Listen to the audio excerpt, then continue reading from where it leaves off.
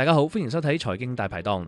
政府話劏房改成簡樸房，業主可能出租幾個月就回本。聽落好似係安撫業主，但租客聽到可能即刻心寒。幾個月回本，咁回本嗰筆錢邊度嚟？會唔會最後又係加落租金度，由我哋埋單？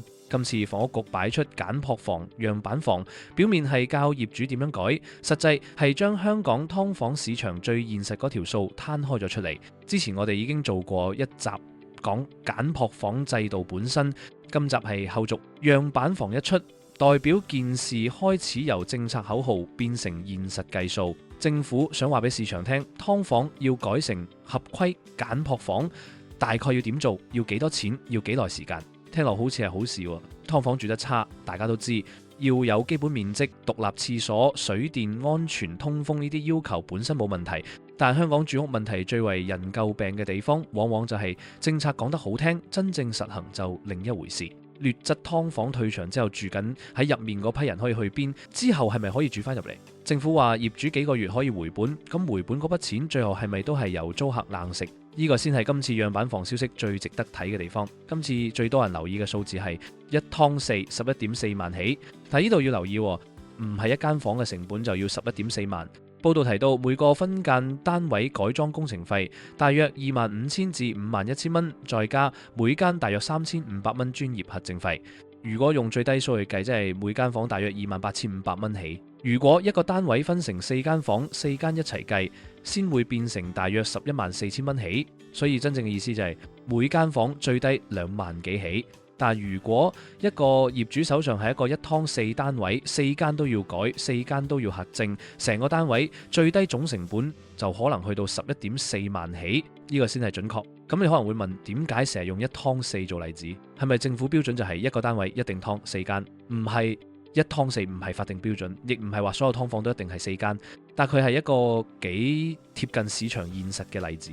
因為香港好多私人劏房根本唔係一間房獨立存在，而係一個原本幾百尺嘅舊樓住宅單位，被業主分開3間、4間甚至更多間租俾唔同住戶。根據2021年人口普查，全港大約有33,700個設有分間單位嘅屋宇單位，入面合共約有108,200個分間單位。簡單除一除，平均每個有劏房嘅單位大約分成3.2間，所以一劏三、一劏四其實唔係亂講，佢就係香港劏房市場幾常見嘅做法。觀眾可以咁理解，租客望住嘅係自己嗰間房，但業主計數係計成個單位，一個單位拆3間、4間收3份、4份租。而家政府要每一間都合規，業主自然都會反過嚟計，我成個單位有幾多間要改，每間幾多錢，停租幾耐，核證費要幾多錢，改完之後收幾多租先回到本，呢條先係市場真正會計嘅數。再講尺寸，簡樸房最低要求每個分間單位內部樓面面積最少8平方米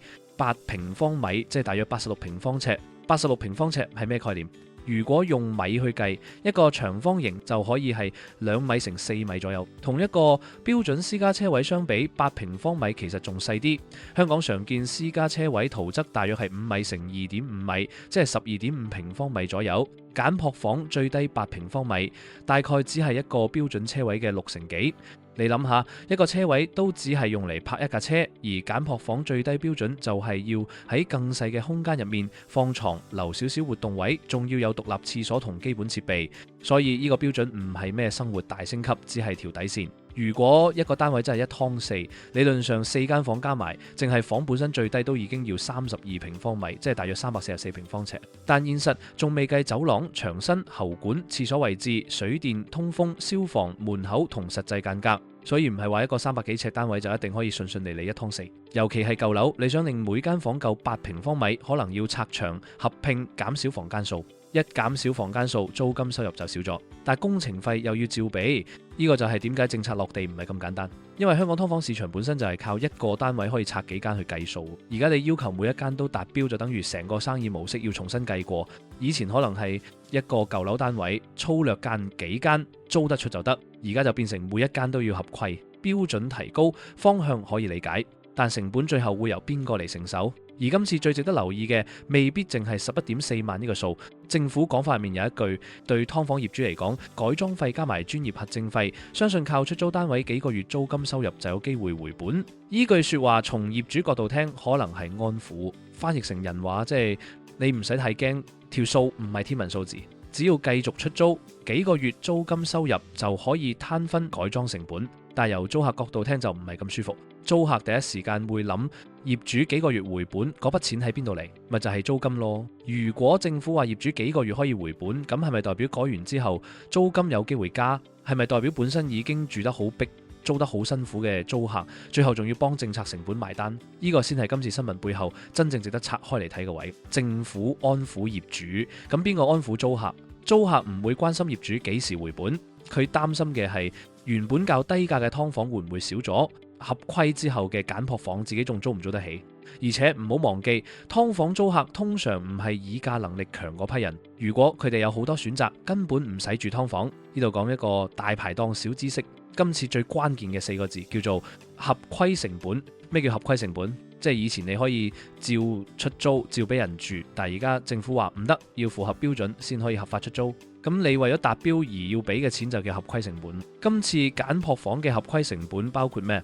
改間隔、重做廁所、處理水電、改善通風、消防要求、專業人士核證、工程期間停租，甚至有啲單位要重新設計成個間隔。呢啲全部都係成本，而呢筆錢最後一定要有人承受。如果業主自己食，佢回報就少咗；如果業主加租，租客壓力就更加大。如果業主覺得唔值得做，佢可能乾脆唔玩，單位退出市場。所以簡樸房最難嘅位唔係個標準定成點，而係改裝嗰筆錢由邊個去填。呢個就係政策同市場之間最現實嘅落差。政策還政策，但係市場真正反應未必跟你劇本走。有啲業主會照改，因為位置好，租金有承托，改完繼續有人租。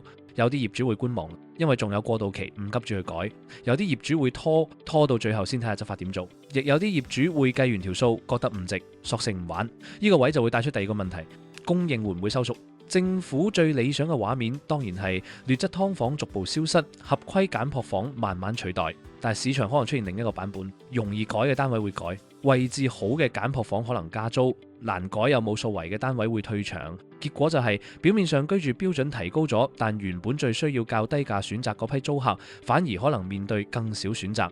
呢度唔係話劣質劏房唔應該淘汰，差嘅劏房當然應該改善。住人嘅地方起碼都應該俾到人基本嘅尊嚴。但問題係，當劣質劏房退場，原本住緊入面嗰批人可以有咩選擇？如果公屋供應夠，過渡房屋接得住，交通地點配合到，租客有得揀，咁劣質劏房退出市場當然係好事。但如果現實係公屋未輪到，過渡屋地點唔啱，私人市場租唔起，咁呢班劏房住戶就即刻企咗喺度。政策只係聚焦喺改善居住環境，但係呢班劏房住戶實際要面對嘅問題，佢哋又有冇諗過呢？佢哋考慮嘅問題，除咗租金，仲有地點、交通、返工、返學、照顧老人、搬屋成本、社區適應，呢啲全部都係真正入肉嘅部分。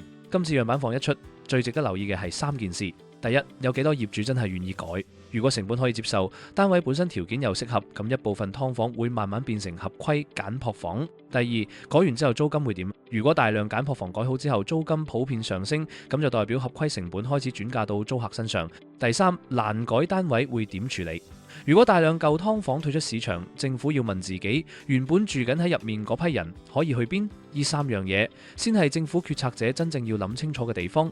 樣板房整得幾企理，只係第一步，市場點反應，租客點承受，先係真正考驗。今日嘅內容就去到呢度。如果想睇我哋嘅其他影片，可以留意屏幕上嘅推介，記得訂閱呢條頻道、讚好同轉發呢條影片。呢度係財經大排檔，我哋下次再見。